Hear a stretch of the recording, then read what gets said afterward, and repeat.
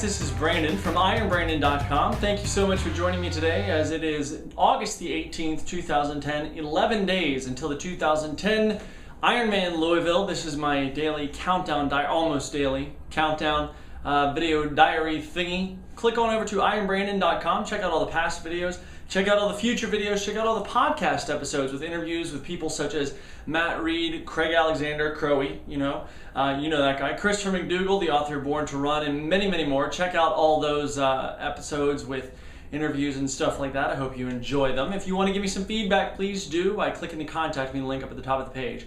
So today's workout, I had a swim scheduled. That swim, because I had babysitting duty, kind of impromptu, had to come home early and watch my daughter while my wife had to go run some errands.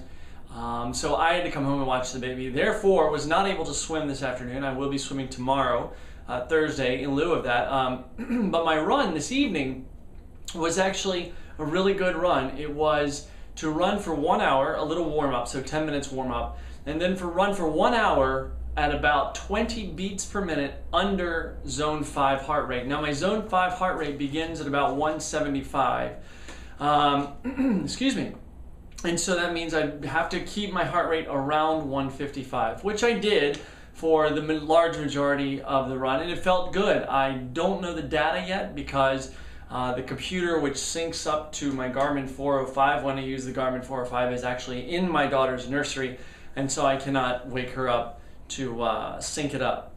So it was a good run. It's very nice outside. A little, the humidity is not as bad as it has been. The heat is not as bad as it has been.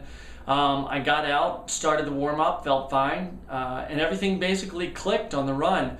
At about the halfway point, this is an interesting thing. So the Manhattan Waterfront Greenway, which runs down the west side of Manhattan and it actually goes up part of the east side as well, it's portions of it, this particular portion where I was running is split into lanes. There's a larger lane on one side, and that larger lane is split into 2 lanes for cyclists and rollerbladers to go like this. Then there's a smaller lane on the other side, so they're all right there. You have to just pay attention to the lines.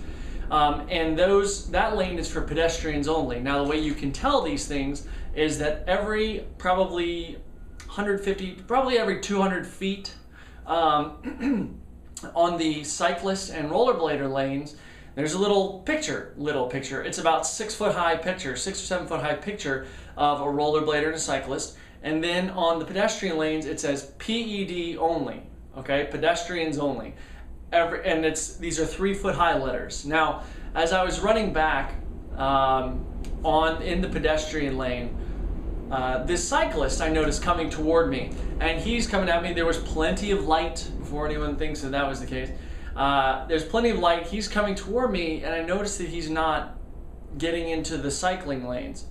So I kind of gesture, I say, I didn't say, hey, get over there. I just kind of went like this and kind of stayed where I was. And he comes right at me, comes within probably 6 inches of hitting me, and says, you're in the wrong lane, dumbass. As he said this, the ironic part is that he is literally rolling right over top of the 3 foot high letters that say pedestrians only. So I turned around, and I was just not in a particularly great mood to begin with. I turned around and I said, well, hey, come on back and let's talk about this. And he did not come back. He slowed down and proceeded to flip me the bird for the whole stretch down there. So I ran after him. I don't know what would have happened if I had caught him, but I like to imagine that it would have involved curb stomping his face into the pedestrian only sign. However, that probably would not happen. But if I do see this guy again wearing a white helmet, orange kit, black 2XU compression sleeves on his calves, and I think on a white bike with a white helmet, if I see you again, buddy, your bike's going for a swim. So I hope you are a triathlete and you can go after it. It's kind of like this. When I'm on the bike, I try to be as courteous of other cyclists and other runners as I can be. When I'm running, likewise, I try to be as courteous to other cyclists and other runners as I can be. I try to pay attention to the signs on the road, and if I'm going to get pissed at anybody, if, for instance, if I was in this guy's shoes, I will certainly make sure that before I go saying, hey, you screwed up just then or whatever, that I am in the right. This guy was rolling across the pedestrian only signs, and as he was talking to me, yelling at me and flipping me off, rolled across 2 more. I mean, it's absolutely unbelievable. Be courteous to those around you, because you know what?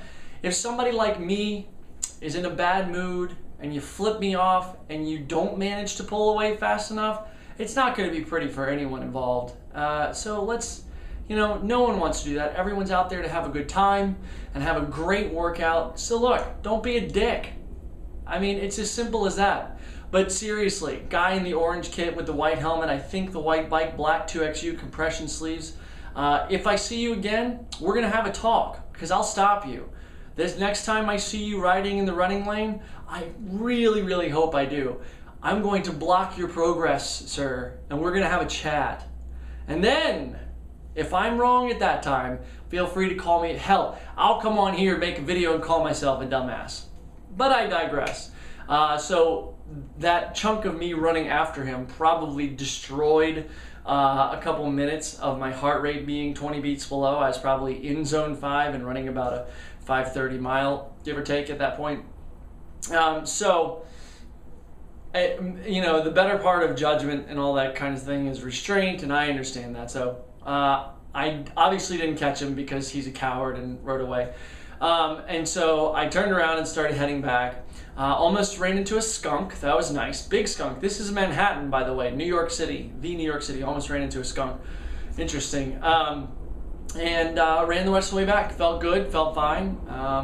Beautiful sunset over New Jersey tonight. So there you go. That's my video diary for the day, leading up to everything, getting going. I'm very excited. I put a post up on the website today at ironbrandon.com talking about my special needs bags for Ironman Louisville and what I'm going to have in them. So please click on over and check out that post and let me know what you think.